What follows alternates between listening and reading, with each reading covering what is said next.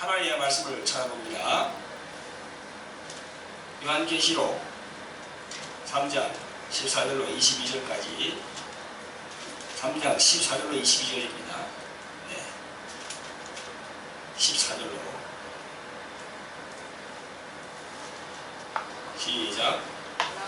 라오디게아 교회의 사도에게 편지하기를 아멘이시오 충성되고 참된 증인이시오 하나님의 창조의 근본이시니가 가라사대 내가 내 행위를 아느니 내가 차지도 아니하고 더럽지도 아니하노라 내가 차든지 더럽든지 하기를 원하노라 내가 이같이 미지근하여 더럽지도 아니하고 차지도 아니하니 내 입에서 너를 통하여 내치리라 내가 말하기를 나는 부자라 부유하여 부족한 것이 없다 하나 내 공부한 것과 가르치는 것과 가난한 것과 눕는 것과 어려운 것을 알지 못하는도다 내가 너를 권하니 내게서 불로 연단한 금을 사서 부유하게 하고 흰옷을 사서 입어 벌거벗은 흉치를 보이지 않게 하고 안약을 사서 눈에 발라 보게 하라 물은 내가 사랑하는 자를 책망하여 징계하니 그러므로 네가 열심을 내라 회개하라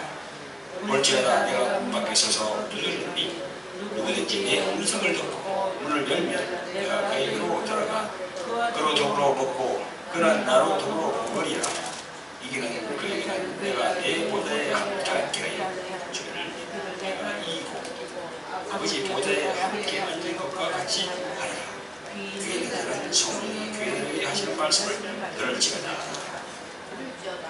아멘. 함께 기도하겠습니다. 저를 보내오신 아버지 하나님 은혜와 사랑을 베풀어 주심을 감사합니다. 저희들에게 귀하고 복된 주의 날을 허락하심을 감사합니다.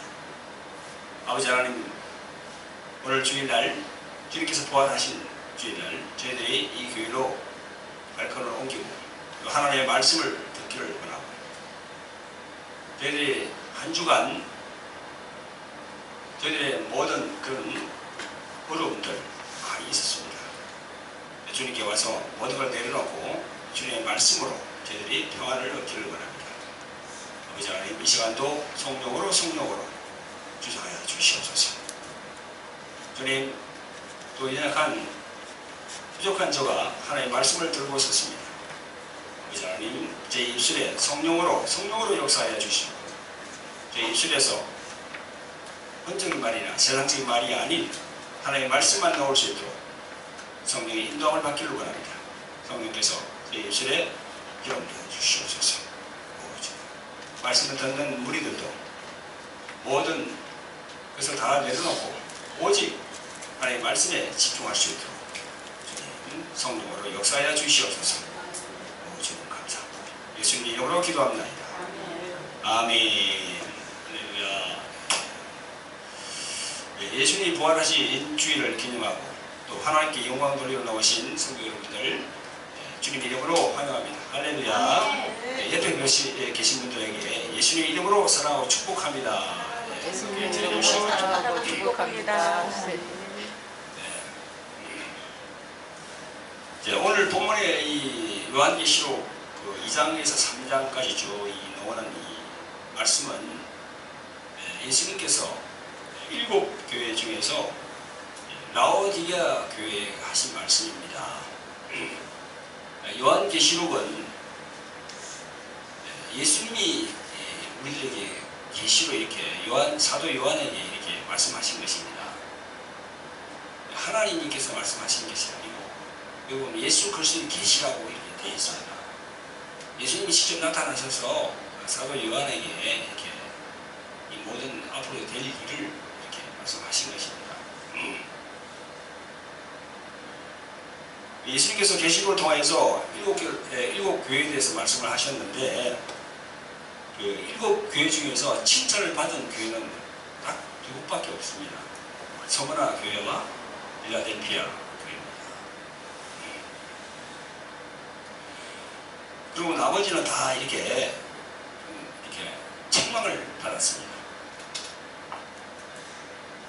그런데 그 중에서 이제 오늘 본문의 말씀 라오디게아 교회는 예수님으로부터 심한 책망을 받은 이 구절이 여기 성경에 나와 있습니다. 우리는 예수님이 라오디게아 교회에 이렇게 보낸 편지 내용을 대할 때마다 우리는 심히 두렵고 떨립니다. 그 이유는 라오디게아 교회에 보낸 그 편지 내용이 지금 우리 이 시대를 살고 있는 그 교회를 대변하는 그런 말씀이거든요. 그래서 심히 두렵고 떨립니다. 여러분들이 한번 다시 시간 될 때 한번 쭉 읽어보십시오. 정말 심히 두렵고 떨리는 그런 말씀이에요. 제가 조금 전에 제가 7교회 중에서 이 라오디게아 교회는 이 시대를 온전히 반영하는 교회의 상을 말하고 있다고 제가 말씀드리고 있습니다. 흔히들 이제 신학적으로 우리가 볼 때 세대주의자들은 이런 그 7교회를 예수님이 초림하시고 난 다음에 쭉 진행되는 과정을 이렇게 끊어서 얘기하기도 합니다. 끊어서 이렇게 어디까지는 무슨 교회, 어디까지는 무슨 교회, 어디까지는 무슨 교회 이렇게 그것도 맞아요.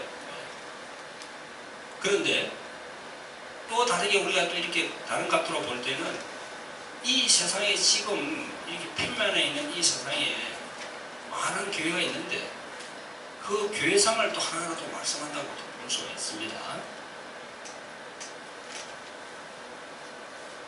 라오디게아 교회는 세대주의별로 끊어서 본다 그러면은 19세기 중엽 이후부터 예수님이 재림까지의 그 시간을 얘기하는 그런 얘기를 하고 있어요.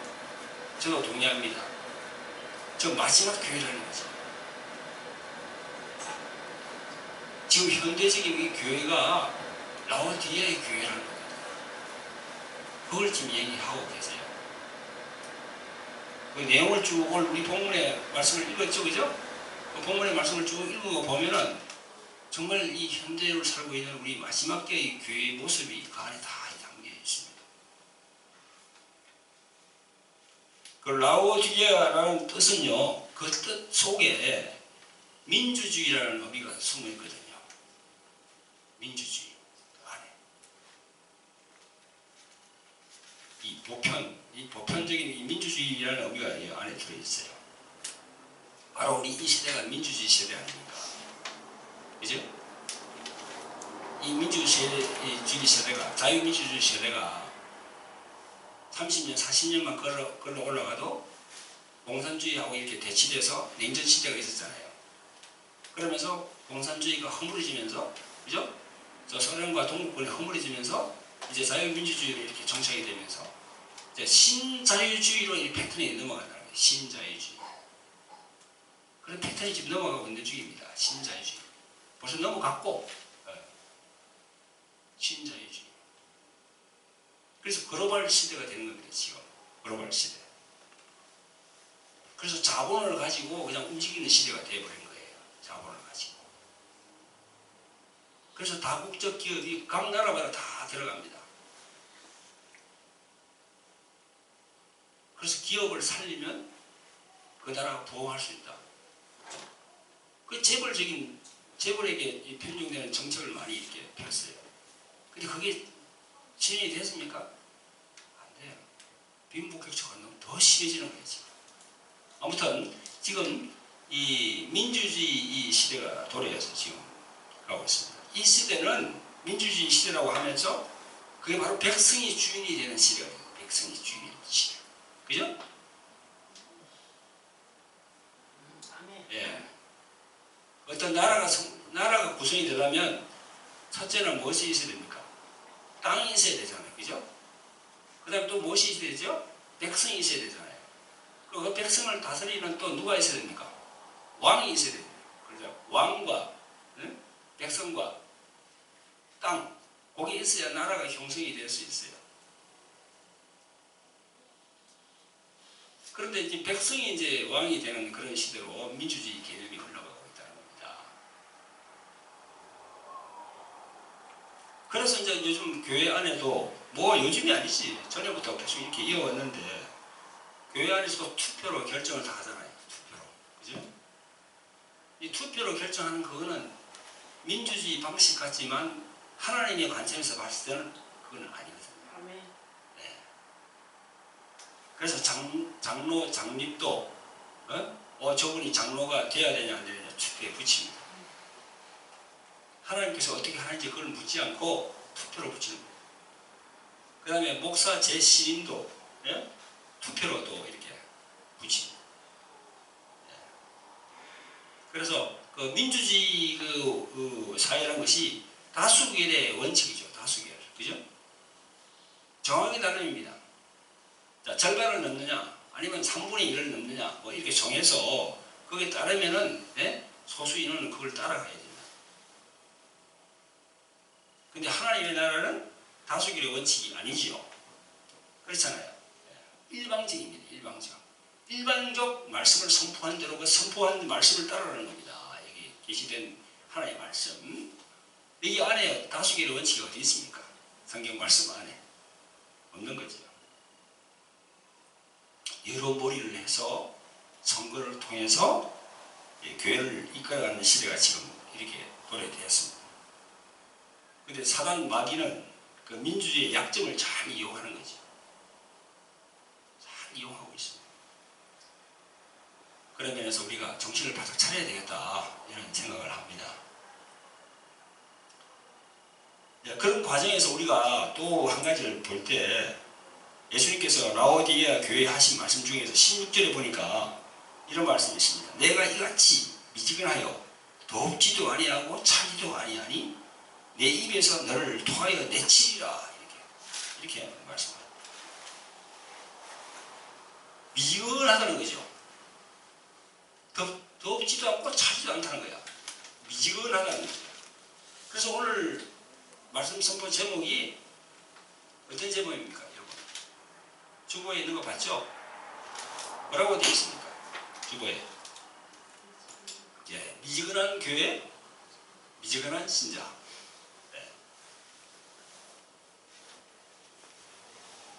그건 뜨거운 것도 아니고 차운 것도 아니고 그냥 중간 일이에요.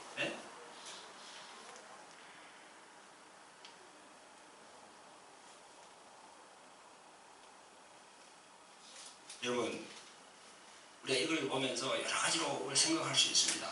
신앙을 여러 가지로 생각할 수 있는데 그 중에서도 이런 걸 보면서 이 종교 혼합주의, 그 다음에 종교 다원주의, 그렇게 서서히 지금 교회로 파고 들어오고 있지 않습니까? 이것도 그렇죠. 한 패턴이죠. 덥지도 않고 차지도 않고 그냥 이렇게 막 교회 안으로 들어온다는 거죠. 그런 이념이 이렇게 확실히 해야 되는 그런 시기가 왔다는 거죠. 지금 주님께서 말씀하시는 덥지도 않고 차지도 않다는 것은 그건 다른 말로 하면 무슨 말씀입니까? 확실히 하거라. 너가 나에게 있을 거냐 아니면 나 반대편에 갈 거냐 이 말씀이거든요. 우리가 예수 그 안에 있을 거냐, 그 예수 그분 밖으로 나가서 그런데 우리가 동조할 거냐, 그런 말씀하고 똑같은 말씀입니다. 통하여 내친다는 겁니다. 저희들이 항상 제가 말씀드리죠. 마지막 시대가 되니까 예수님께서 가른다는 거니까 알곡과 가라지를, 알곡과 축정이를 가른다는 겁니다. 자꾸 이렇게 목사 안에서도 그걸 가르는 거예요. 알곡 목사, 알곡 축정이 장로, 축정이 목사, 축정이 알곡, 이렇게 성도 안에서도 마찬가지고요. 권사도 마찬가지고 강도사, 전도사가 다 마찬가지입니다. 알곡이냐 축정이냐 이걸 주님이 자꾸 가른다는 겁니다. 마지막 시대가 올수록 판단을 해야 되니까 자기가. 지금까지는 우리가 그냥 교회를 다니고 설렁설렁 다녔습니다. 그냥 예수 믿으면 축복받고 그래서 뭐 좋은 집 사고 좋은 차에다가 좋은 직장에다가 돈 많이 벌고 할렐루야 그런 식으로 그냥 그러다가 천국 가면 되겠지 그렇게 단순하게 생각했는데 이제는 아니에요. 이제는 앞으로 시대가 말이죠. 자기가 직접 결정을 내려야 되는 겁니다. 결정을. 어디에 설 건가 결정을 내려야 돼요. 그 결정을 어떻게 내립니까? 말씀에 입각해서 내려야죠. 말씀. 다소결의 원칙이 아니에요. 말씀에 이거다고 하면 이게 딱 서야 돼요. 핍박이 오더라도. 그런 시대가 도래가 됐다. 그리고 미지간 신앙을 가지고 있으면 절대 안 됩니다. 확실하게 해야 됩니다.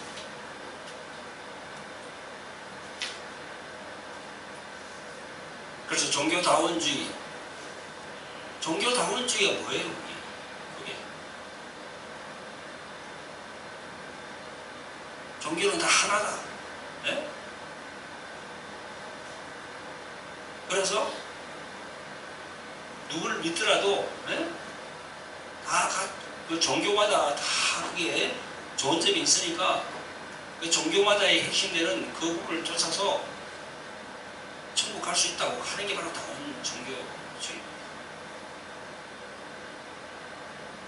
오직 길은 예수님밖에 없습니다. 할렐루야. 내가 길이요 진리요 생명이니 나로 막지 않고는 절대 아버지께 올 수 없다고 주님이 말씀하시는 그게 불변의 원칙입니다. 불변. 그 말씀에 우리가 신앙을 줘야 돼요. 할렐루야. 네. 다수결의 원칙에 의해서 다 이렇게 한다고 해. 그거 따라가다가 지옥하게 돼 있습니다.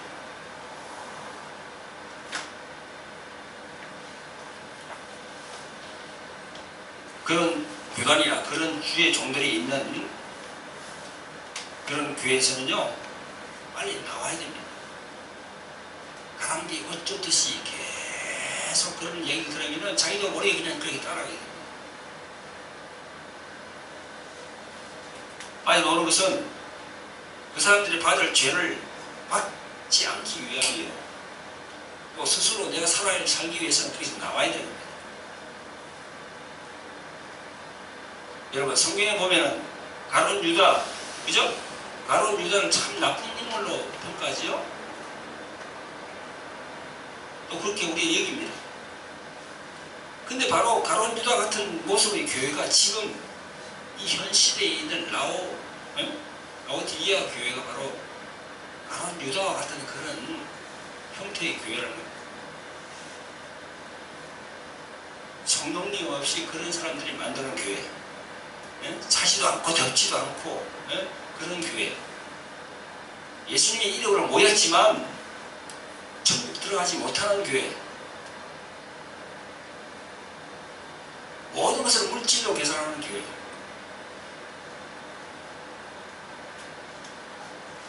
에큐메니칼 한 교회. 여러분 에큐메니칼이라는 얘기 많이 들어봤죠? 에큐메니칼. 그게 어떤 뜻입니다? 그 뜻이 이런 뜻입니다. 모든 교회, 기독교 교회를 교파와 교회의 차이를 하나로 통일시키고자 하는 진보적 기독교 신학 운동이 바로 에큐메니칼 운동이에요. 언뜻 들으면 괜찮은 것 같죠? 근데 이게 너무 나가도 너무 나가는 거예요. 이게. 하나의 말씀 안에서 그렇게 돼야 되는데 하나의 말씀에서 그냥 벗어나서 너무 나가는 겁니다. 그래서 여러분 잘 아시는 바와 같이 WCC가 나오고 동성애 문제 그것도 나오면서 그죠? 동성애도 인정해주고 죄가 나쁘지 사람이 나쁘다. 동성애 하는 사람들도 신부로 채우고 동성애 하는 사람들도 목사를 주의 종으로 안수하고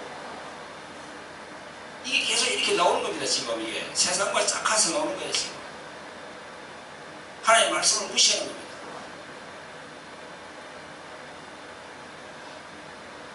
하나님의 말씀을 정면으로 대치하는데도 다수가 그렇게 한다고 다수가 그렇게 원한다고 그렇게 따라가는 겁니다.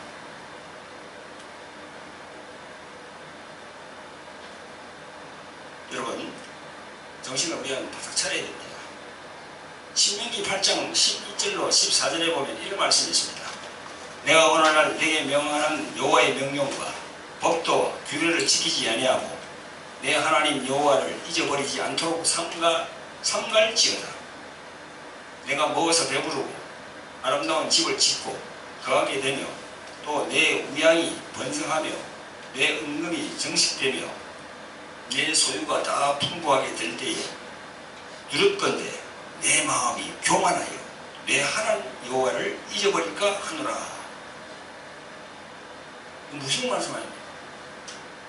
여기 보면 전부 다 그렇잖아요. 그죠? 예?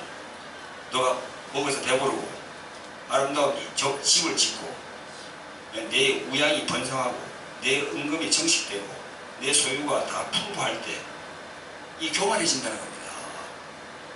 교만해진다는 거예요. 이 시대를 반영하는 겁니다.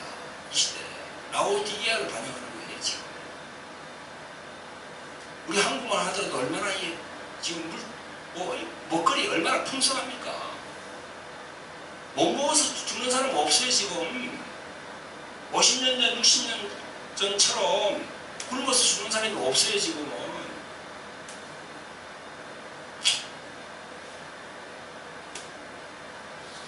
가난한 사람들 정부에서 한 달에 얼마씩 다 이렇게 그 등급 따라서 다 줍니다.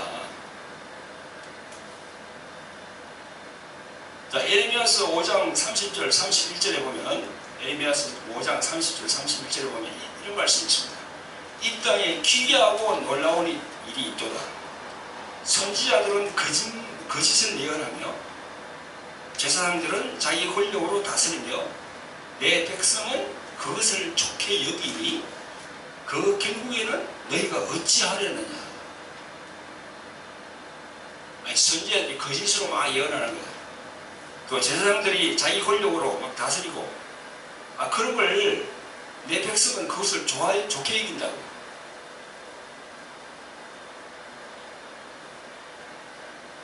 지금은 그렇지 않습니까?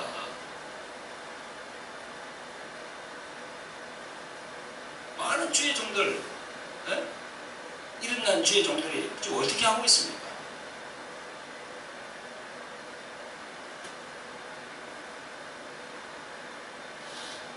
제가 수시로 말씀드렸죠, 그죠? 큰 대형 교회는 공룡하고 같다고. 공룡이 머리가 조그만하잖아요, 그죠? 덩치는 엄청 큽니다, 공룡이.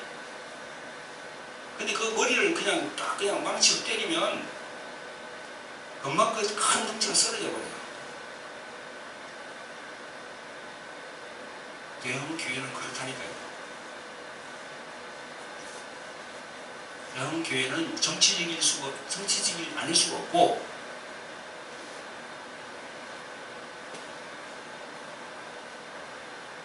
이 세상과 연계될 수밖에 없습니다.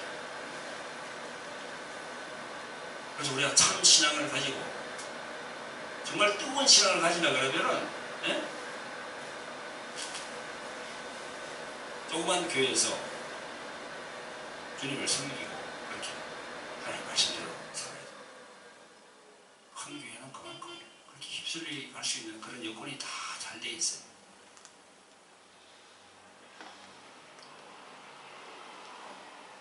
모든 매스컴이라든가 이 정부의 모든 시책이 큰 교회를 따르지 않을 수 없거든요. 연관이 되어 있습니다. 세상의 모든 매스컴과 그런 권력자들이 다 예수님 말씀대로 행합니까? 아니에요.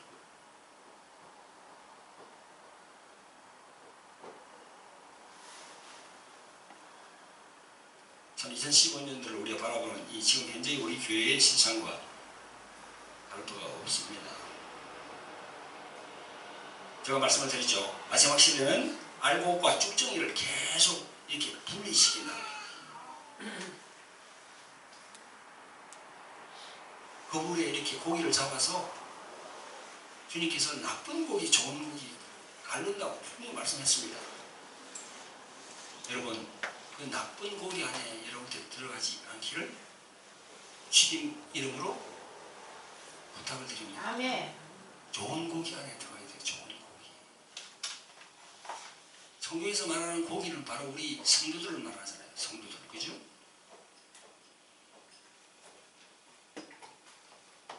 그래서 뜨거운 교회가 되기 위해서는 이 교회를 이끌어가는 주의 종의 마인드, 주의 종의 마음이, 그 심지가 참 중요하죠. 뜨거운 교회를 이끌어 가려고 하면 그 주의 종이 그런 마음을 가지면, 마인드를 가지면 그렇게 할 수가 있습니다. 뜨겁게 그렇게 할 수가 있고 좀 미래지향적으로 이끌어 갈 수 있습니다. 자, 최근에 미국에 있는 케빈 슈엘 목사라는 분이 미지근한 교회의 6가지 특징에 대해서 말씀을 한 바 있습니다. 인터넷에 나와 있습니다. 미지근한 교회의 6가지 특징이 있다는 거예요. 네? 잘 들어보세요. 미지근한 교회. 어떤 교회가 미지근한 교회인가? 첫째, 회개를 안 시킨다는 겁니다. 회개를 시켜야 되거든요. 회개를 안 한다는 거예요. 축복 그런 이야기만 한다는 거야. 맞죠? 자, 두 번째, 성령 세례에 대해서 강조를 하지 않는다는 거예요. 성령 세례. 여러분, 세례도 2가지가 있지 않습니까? 첫째는 물 세례, 그죠? 교회에서 목사님이 주는 물 세례, 물로 주는 세례. 그거는 보이는 목사님이 주는 세례예요. 그 다음에 무슨 세례가 또 있죠? 성령 세례. 세례 요한이 그런 얘기를 했죠. 나는 물로 세례를 주거니와 내 뒤에 오시는 분은 네? 불로 세례를 주고. 그게 뭡니까? 그게 성령 세례입니다. 그것까지 받아야 돼요. 그냥 물 세례 받았다고요? 안 돼요. 그거 필요하지만 한 개 더 나가야 돼요. 성령 세례를 받아야 돼요. 그래서 목사님이 교회에서 성령 세례를 주장을 해야 되는 겁니다. 목사님 자체가 성령 세례를 주장 안 하는데 어떻게 성령 세례를 받을 수가 있겠습니까?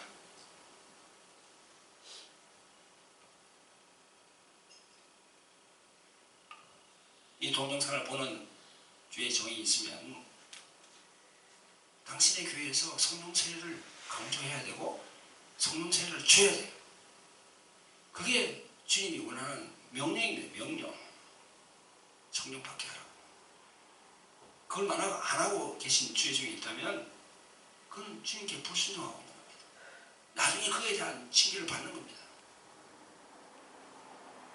성령 세례를 받지 않으면은 안테나가 죽어버려요. 안테나가. 그래서 자꾸 세상적으로 가는 거예요. 세상적으로. 하나님께 가는 게 아니고요. 자꾸 세상적으로 향하게 돼요. 그래서 성령에 대해서 계속 강조를 해야 돼요. 자, 세 번째로는 성령의 은사를 부인한다는 겁니다. 성령의 은사, 성령의 역사를 부인한다는 거예요. 병 고침, 축사, 그것도 하지도 않고, 네? 또 인정도 안 한다는 겁니다. 은사 중단 이론에 의해서. 그래서 세대주의를 공부한 분들이 그런 얘기를 많이 하지. 성령의 역사는 2000년 전에 그때 끝났다고.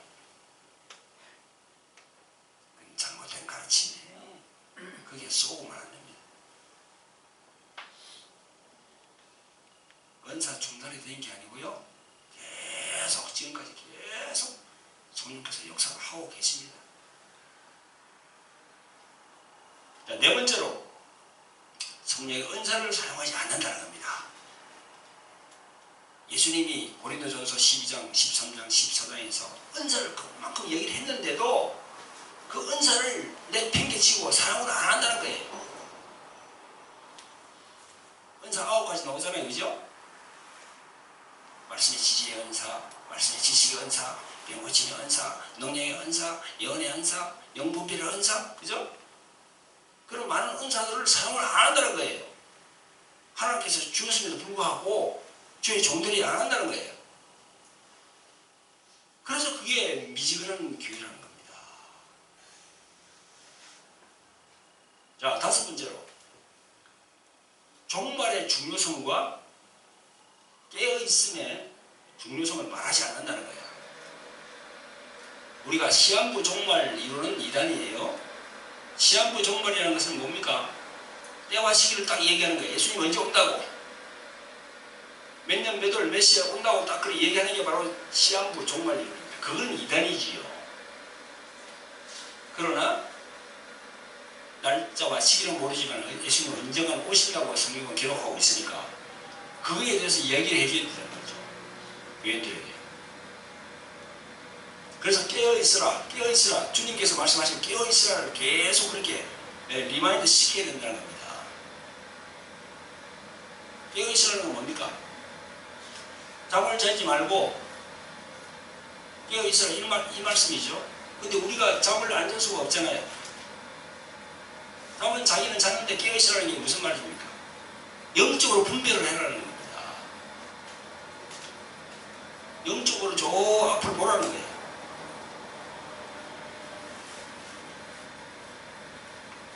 그런 말씀이거든요. 보세요. 지금 이슬람 그 무슬림 종교가 얼마나 팽창합니까? 돈을 가지고. 이슬람 무슬림이 어디에 있는 사람, 저 아랍 민족들 아닙니까? 그죠? 그 석유 돈 가지고 계속 우리 한국에도 아마 인천에 뭐 들어온다고 그러죠? 점점 앞으로 이런 복음에 이런 장애되는 요소가 엄청 많이 경쟁됩니다. 그리고 이제 신세계 질서, 우리 세상이 하나가 되는 그런 시대가 서서히 온다는 거죠. 그 다음에 WCC, 종교 통합, 그 다음에 최첨단 시설 되면서 이제 베리치 문제도 나오고, 계속 앞으로 우리 자손들이 앞으로 10년, 20년, 30년 후에는 어떤 일이 벌어질지 정말 그 앞을 보라는 겁니다. 그게 바로 깨어있으라는 겁니다. 그렇지 않으면 우리는 속는다는 거죠. 주님으로부터 징계를 받는 거죠. 자, 여섯 번째로는 하나님과의 친밀함이 없다는 겁니다. 하나님과의 친밀함. 종교인 같다는 거예요. 종교인. 그냥 왔다가 그냥 가다가. 종교인. 아니 불교인들이 저 사찰이나 절이나 그죠? 저 절간에 가서 이렇게 기도하고 하는 것처럼 이나이다 비나이다 하는 것처럼 그렇게 왔다 갔다 한다는 거죠. 종교인 수준. 그게 하나님과의 친밀함이 없는 거거든요.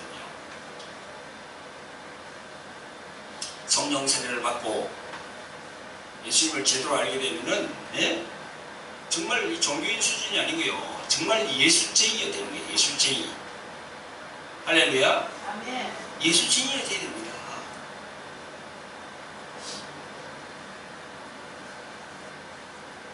예술쟁이. 정말 예수님과 함께 동행할 수 있는 그런, 그래서 예수님이 하신 말씀을 자기 삶에다가 이렇게 연결할 수 있는, 그죠? 우리나라를 이끌어가는 많은 지도자도 예술쟁이가 나와야 돼요. 정말 나는 그렇게 생각하거든요. 예술쟁이. 이 당이다 저 당이다 이렇게 할 게 아니라 예술쟁이가 나와야 돼요. 대통령도 예술쟁이가 대통령이 돼야 돼요. 아니, 다 지나간 그 보면 장로가 대통령 된 사람도 많지요. 그죠? 그 예술쟁이 장로가 대통령 제대로 됐으면 이 나라가 이 꼴이 아니지.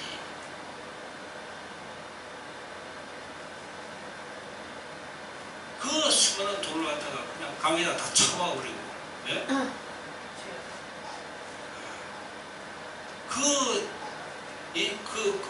그 물질을 이 대한민국이 앞으로 지향할 그런, 그죠?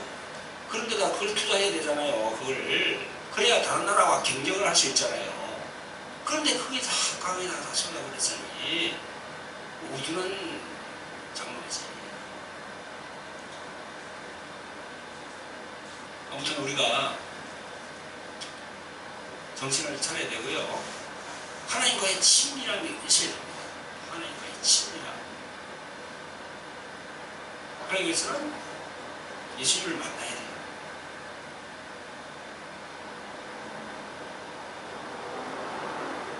여섯 가지.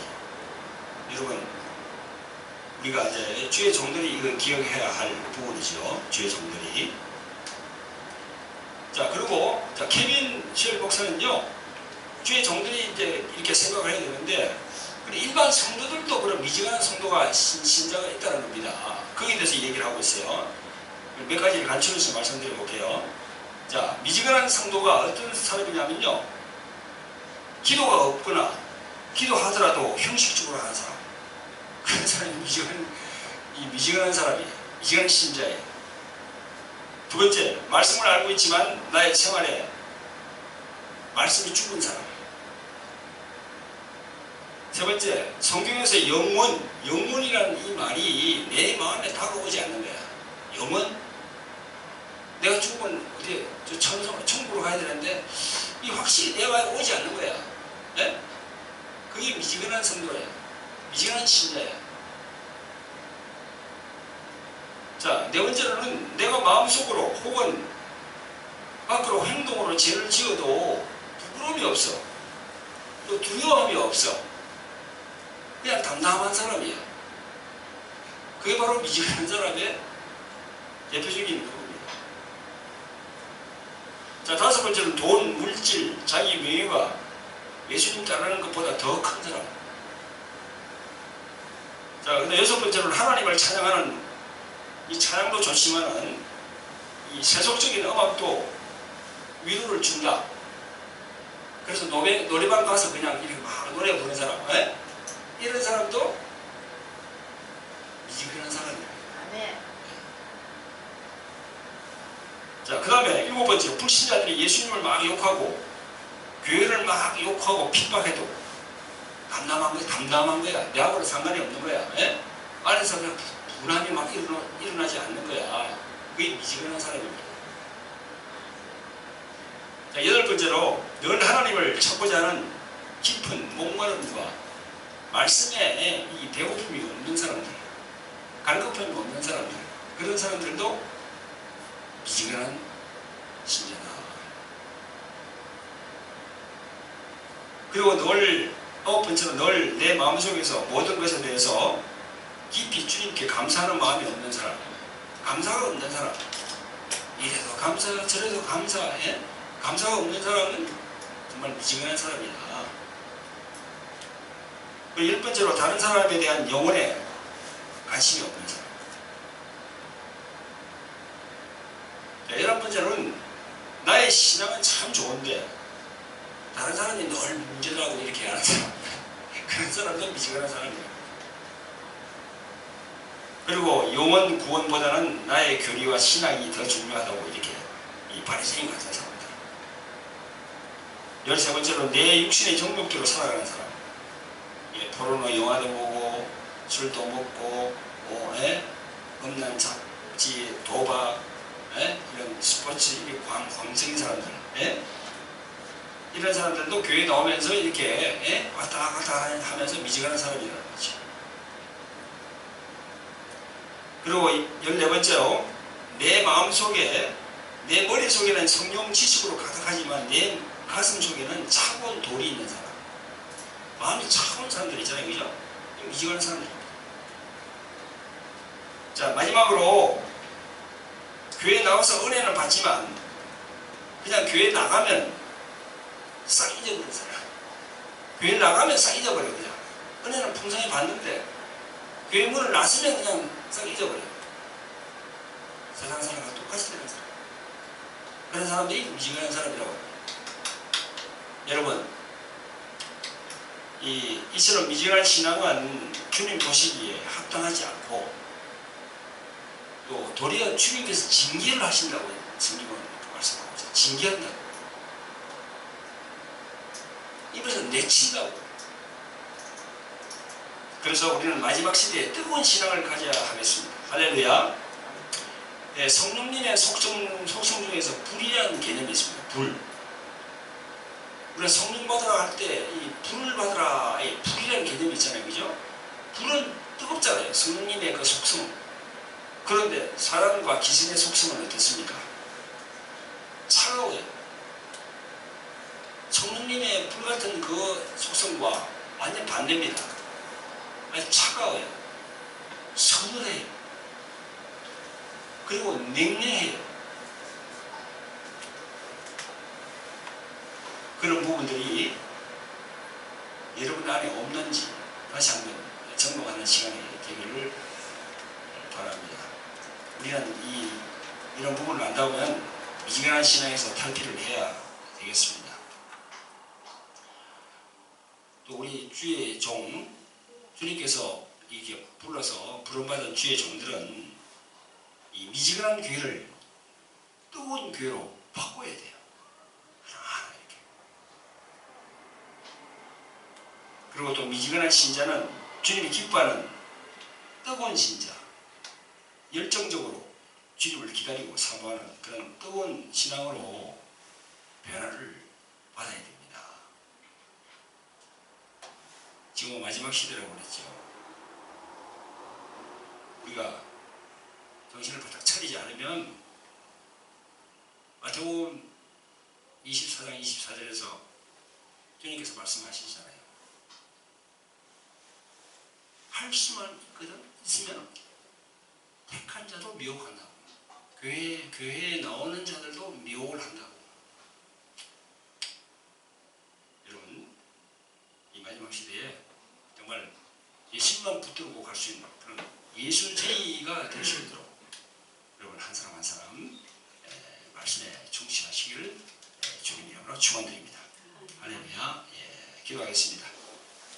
자비롭고 공존이 많으신 아버지 하나님, 은혜와 사랑을 베풀어 주심을 감사합니다.